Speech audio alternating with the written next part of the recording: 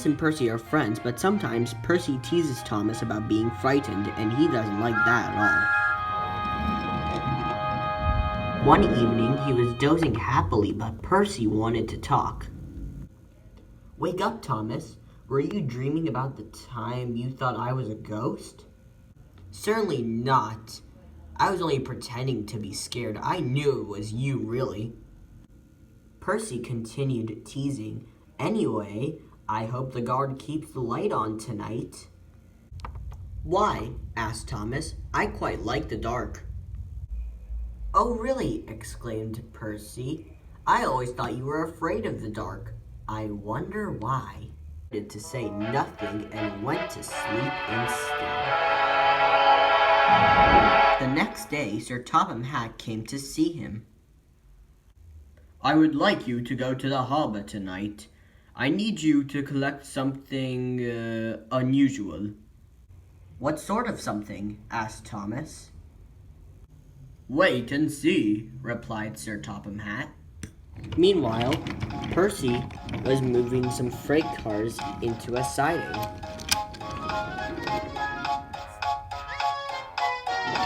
Henry arrived with his goods train.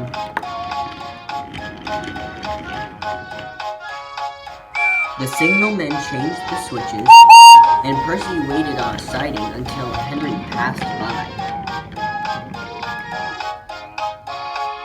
Then there was trouble.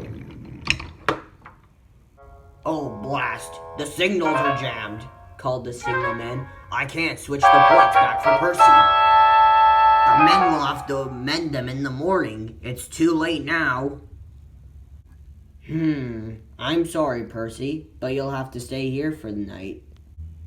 "And where are you going?" asked Percy. "Home for tea," laughed the fireman. Percy was speechless.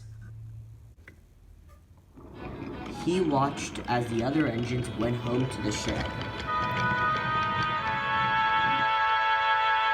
Nighttime came, and Percy began to feel lonely.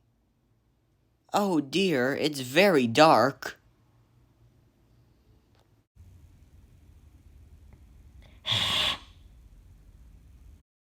Oh, what was that? It was only an owl, but Percy didn't realize this.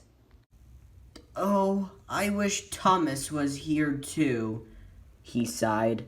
Thomas was waiting for his mysterious load at the harbor. Then suddenly, there it was. "Cinders and ashes," said Thomas. "It's a dragon." "Don't worry," said his driver. "It's only made of paper. This dragon is for the carnival tomorrow."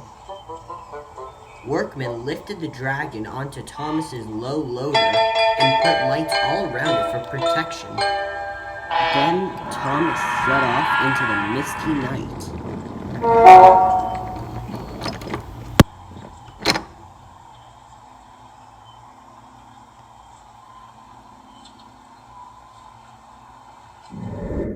Percy was asleep on his siding and had no idea that Thomas was approaching him.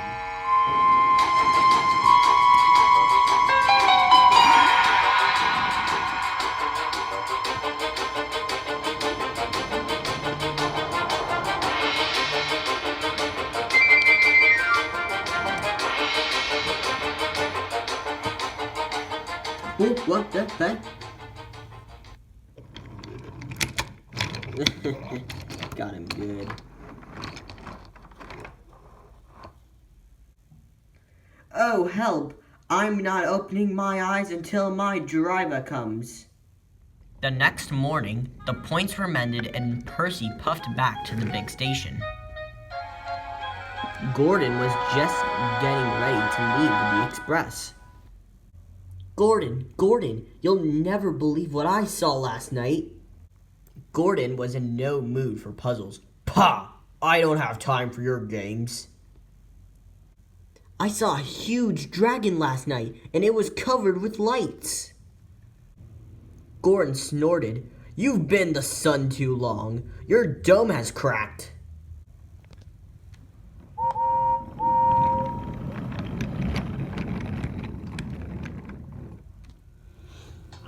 When the other engines heard the news, they laughed too.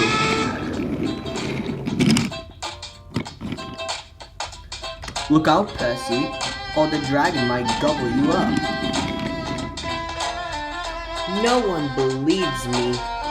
Maybe I did dream about it after all.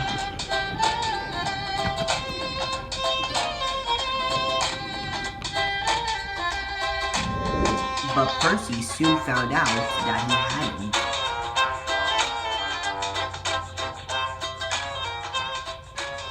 Oh, help! Save me! Cried Percy. It's all right, explained Thomas, and then he explained about the carnival. By the way, Percy, how was your night out? Percy decided to tell Thomas the truth.